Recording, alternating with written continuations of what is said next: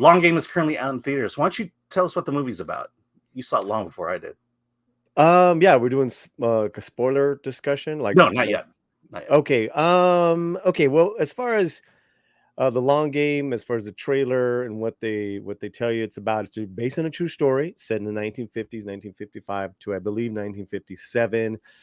Dennis Quaid and Jay Hernandez are buddies from World War II, which has there's a whole through line about veterans, which I absolutely love in this film as well. They're also one's a golf. I believe Dennis Quaid's character was a golfing pro, even going into the war, and Jay loves golf as well. Here they're reunited in the mid 50s in Del Rio, Texas, which is a very small town, very small town part of Texas. And basically, Jay's character wants to join the country club, but he can't at that time. So there's challenges there, and he's the school superintendent of the school district. So he takes it upon himself to start teaching these young kids, and they create a golf club, high school golfing team. And really, if I keep going on with that, you start giving away spoilers. It's a underdog story, sports drama. It's a great, American story. It's very multi-layered, and it's shot well. I mean, it looks beautiful. Yeah. So yeah, how did I do? Was that okay? Yeah, very good. I mean, I will say we'll have the director on. I'm going to ask you about it, but I appreciate the way he shot the final tournament, the state championships.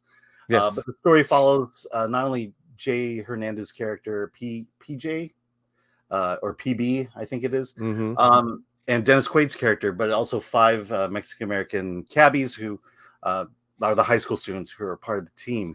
And I think what's interesting to me, or what stuck out to me most about this movie, is the clearly this is one of those stories of fish out of water. You have these 5 Mexican American cabbies going into a white country club, trying to get into these high school tournaments, but turned away clearly because they're Mexican. And to me, what was interesting was the fact that in the 1950s, the way race relations were going on were very different than it is today. And the contrast and the juxtaposition of it all is the fact that the words, the piece of advice that PB was giving his students was follow the rules, blend in, don't cause trouble. And and for that's, to me, that was kind of the tension of this movie. It was like, I think today, if you told the POC community, blend in, don't cause trouble, those are very inflammatory words. And but back then in the 50s, it was one of those, look, the white community is clearly in charge here, and you're entering into, you're crossing in, you're stepping into new territory, and then this is how you behave. What did you think of that? Well, I mean, this is that's where this movie's unique, because it's not a golf movie, right? No, it's not. Golf is there, and it uses a lot of the kind of the themes that a lot of sports dramas do best, is that they use the lessons of that particular sport in the lessons that the story is telling. And the biggest thing that Cheech Marin, because Cheech is in it, there's so many fantastic performances, but Cheech basically says life ain't fair. Life is not fair, and it is, boo-hoo for you for wanting to be in the country club and you can't get in. The Long Game, the title, to me, refers to how Jay's character wants to attack this problem with civility, with grace, kill him with kindness. Whereas his kids, right, the ones that he's teaching, and they're like 50s rock and roll kids. They're they're young, they're rambunctious, they get in fights. They're like, screw that. Even I mean, they're pretty. They could be pretty. They stake their claim, and so you're seeing three different generations of Americans here dealing with this kind of long-lasting, discrimination against their community in different ways, which I totally loved. And I think, and I said this in my review, and I've talked about this in as far as discussion. Both ways are valid. Mm-hmm. Both ways also bring good change, and there's also some bad things to it. In as far as when you're being too bombastic or you're being too civil, you know what I mean? Mm-hmm. especially back then. But I mean, it was, that being said, it's highly entertaining. It's wonderful actors, wonderful characters. Yeah. Also, there's one thing not in this movie, an entire discussion about undocumented immigrants. Well, it's actually the flip side of that. Mm-hmm. So these kids are American, right? And their ancestry happens to be Mexican, but they live, they all live close to the border. So there's a night where, little spoiler here, they want to go to Mexico and party. And they get a lesson on just how Mexican they are from the real Mexicans.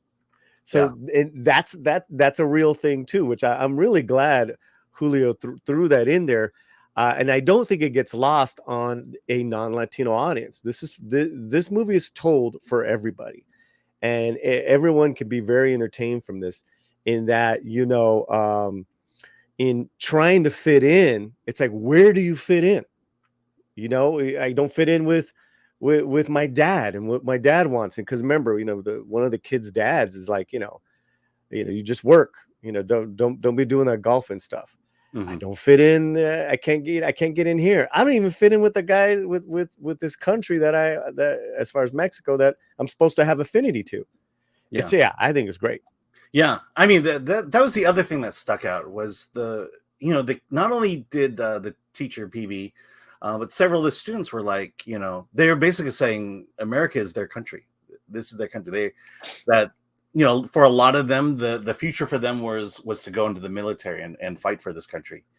And right. There was that sense of realizing that this is a country worth fighting for, which again, kind of, I find it interesting that this movie comes out today or at these times when those sentiments are not there. The youth, ask the youth what they think of America, and they'll they'll unload on you. Hopefully, one, you're not completely correct, that there's still some young people that do love this country. I got faith in our young generation. I know what you're talking about, though. Mm-hmm. And two, the kids that don't, when they see this film, they'll take some great lessons, or just taking those lessons on that. You want something, you got to work hard for it. And now everyone has been now everyone has a shot at the American dream. Mm-hmm. Back then they had it, even though they had some challenges. And that's all this is a movie where certain groups have challenges and they overcome them. We can all really appreciate that. And you can be because it's multi-layered. Yeah, there's like a nice reverence for every generation, even and especially the Dennis Quaid, Jay Hernandez characters, a deep love for this country. It was really nice to see. Yeah, and then as a sports film itself, what it reminded me a lot of Hoosiers. Hoosiers, let's just say Hoosiers, a great movie. That's like the go. That's like the go. But it's in that direction of the idea that sports is the great equalizer in life. Mm-hmm. It's you against your opponent, and that's all there is. Skin color doesn't matter. Where you came from doesn't matter. It's your skill against their skill. And if you keep that in mind, and you that's the big thing, is if you approach a sport undistracted, you will succeed, especially against those who are distracted. And there were a lot of distracted people on the golf course. And and let me just say too is that this isn't like a whites versus browns. Mm-hmm. Which also I loved as well is that Dennis Quaid and Jerry Hernandez are like hardcore friends because they went to war together, and then you see them, Dennis Quaid and his girlfriend, the couples, kind of hitting these challenges together. Mm-hmm. So it was really good to see, and to keep that in mind. And again, just it completes a really good, feel good story, which is something that it's pro family, it's pro country. I mean, it's stuff that we talk about all the time that Hollywood does not deliver on. And here you go, The Long Game. Yeah, and I'll say also that movies like this, as I'm watching the movie, I think about my own family. Both my grandparents came to America 100 years ago, back in the 1918s, around that time. And so when this event happened, a lot of my uncles were kind of the same age as as the kids in this movie. I think my dad was probably 10 years younger than the kids in this. And I just remember, what struck me was, the idea of blending in, of trying to, be a part of this society, yet somehow maintain your culture at the same time.